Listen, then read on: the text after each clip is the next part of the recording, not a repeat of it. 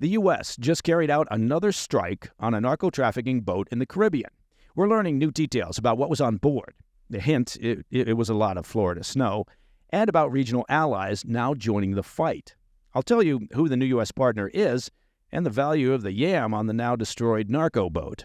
Coming up.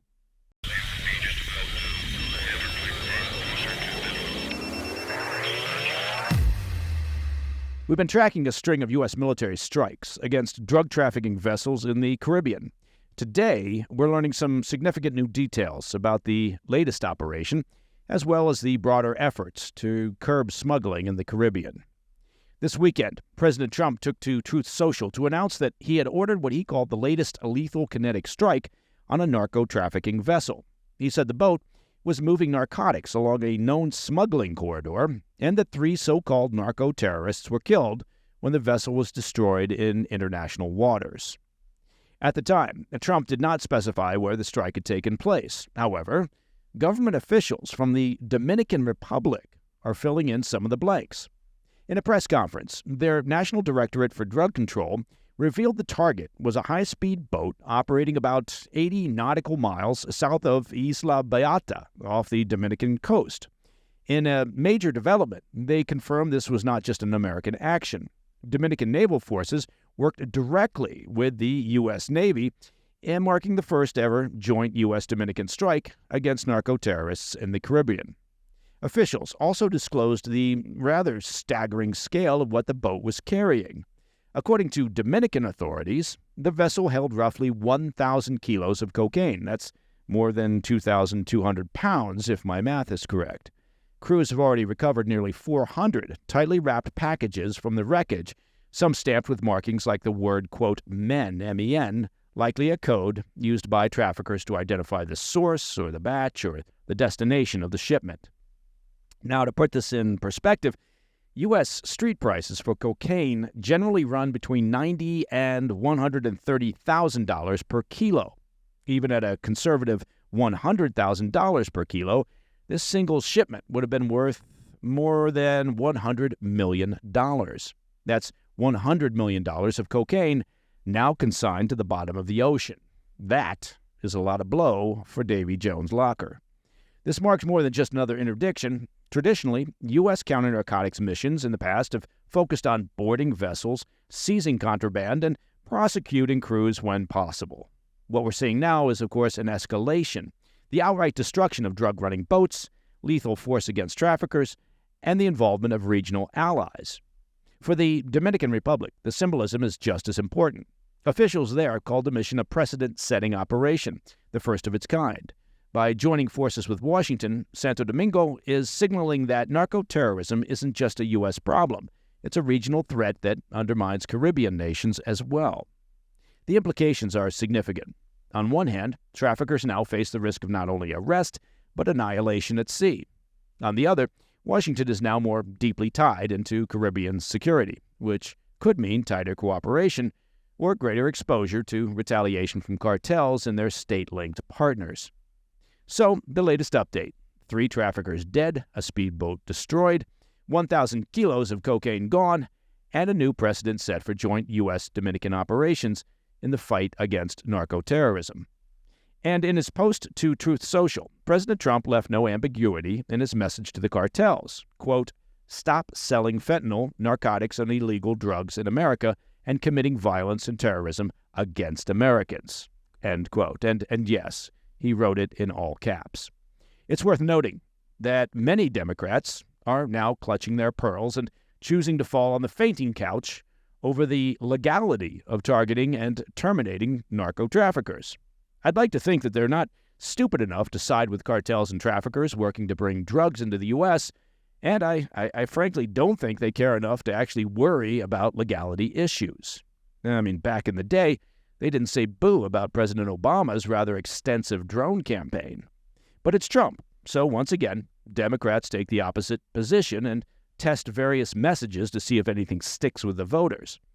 Admittedly, it is politics. Look, if President Biden had engaged in this sort of aggressive behavior against cartels, it's likely many Republicans would have also criticized his actions as questionable or illegal. That's the nature of Washington, D.C. You'd like to think that both sides of the aisle in Capitol Hill could agree on the concept of destroying thousands of kilos of drugs destined for the U.S. and terminating cartel members involved and engaged in deadly trafficking. It is, after all, called the war on drugs, and it's about time we act like it.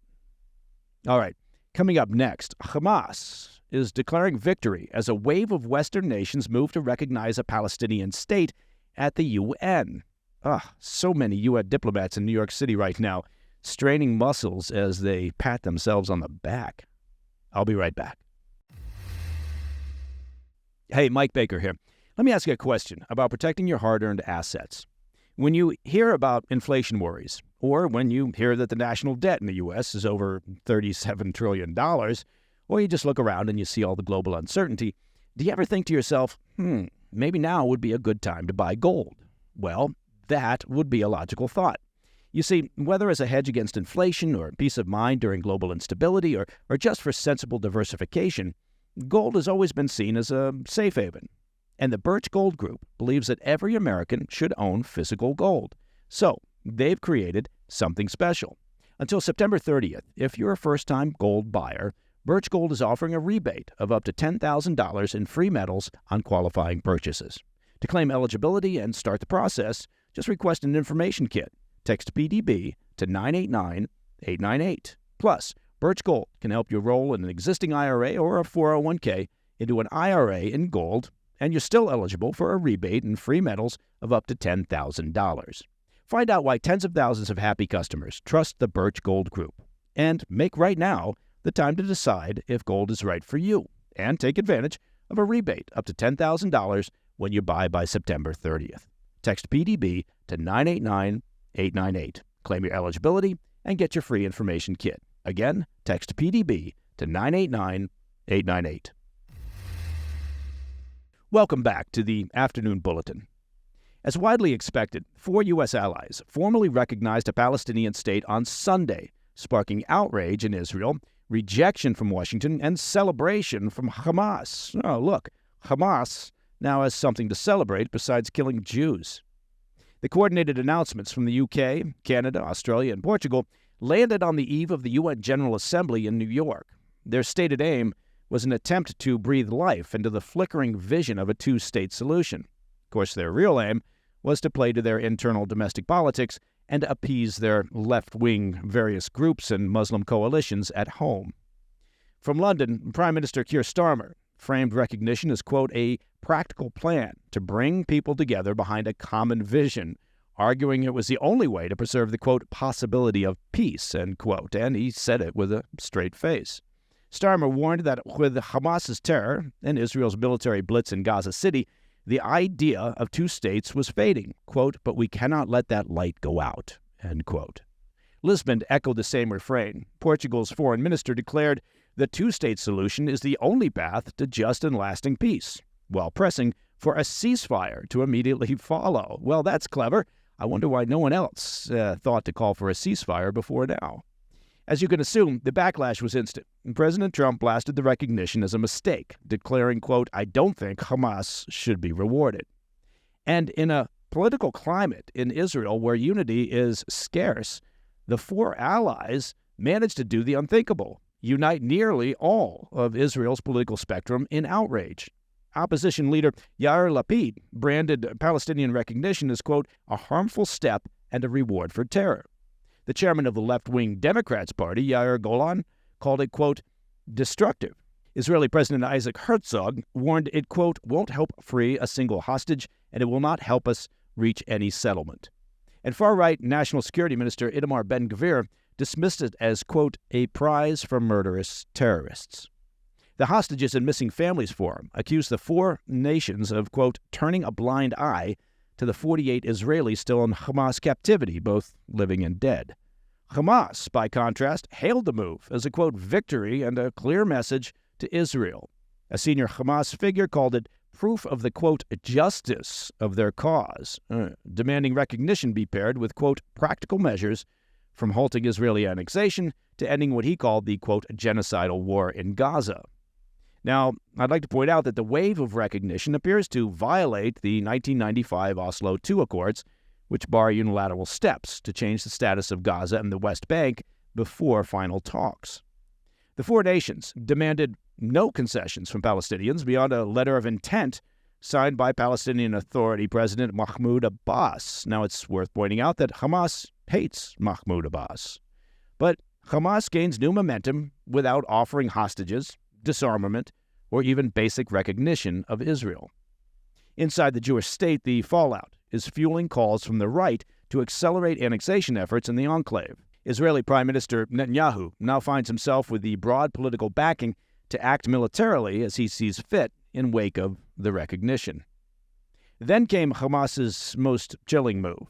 The Izzedine al-Qassam brigades released a photo of all 48 remaining Israeli hostages, again, 20 are believed to be alive at this point, branding each hostage with the name Ron Arad. Now, Arad was an Israeli Air Force navigator who vanished after ejecting over Lebanon back in 1986, captured by the Amal militia, and likely handed over to Iran-backed groups. Despite decades of intelligence efforts and rumored sightings, his fate remains unknown and remains one of Israel's deepest scars. Hamas twisted that trauma into a warning, quote, "Your hostages are scattered within the neighborhoods of Gaza City, and we will not be concerned for their lives as long as Netanyahu has decided to kill them," end quote, referencing Israel's military push into the urban hub. So what was billed by those nations at the UN as a diplomatic breakthrough looks more like a political boomerang. Instead of advancing peace, it's hardened both sides, emboldened Hamas, and left Israel's hostages still in limbo. And that, my friends, is the PDB Afternoon Bulletin for Monday, the 22nd of September. Now, if you have any questions or comments, please reach out to me at pdb@thefirsttv.com. And, of course, to listen to the show ad-free, that is something you can do, and you can do it very simply. Just become a premium member of the President's Daily Brief by visiting pdbpremium.com. I'm Mike Baker, and I'll be back tomorrow. Until then, stay informed, stay safe, stay cool. Hey, Mike Baker here. Let me take just a moment to talk about your personal finances. Now, you've probably heard the Fed has finally dropped interest rates, and that's great news for American homeowners. After all, expenses have been a major burden on families. Wages are flat, prices are somewhat climbing, and for many, the only way to make ends meet is to lean on credit cards. But that cycle of high-interest debt, well, makes it hard to stay ahead. If you're a homeowner, I want you to call my friends over at American Financing. With credit cards charging rates around 20% or higher, you should look at the potential to use your home equity to save money. There's an easy path to see how you can finally put your hard-earned equity to work for you. American Financing can help you pay off that expensive debt, free up your cash flow, and keep your budget under control. Their salary-based mortgage consultants are saving customers, on average, about $800 a month. And if you get started today, you may even be able to delay your next mortgage payment.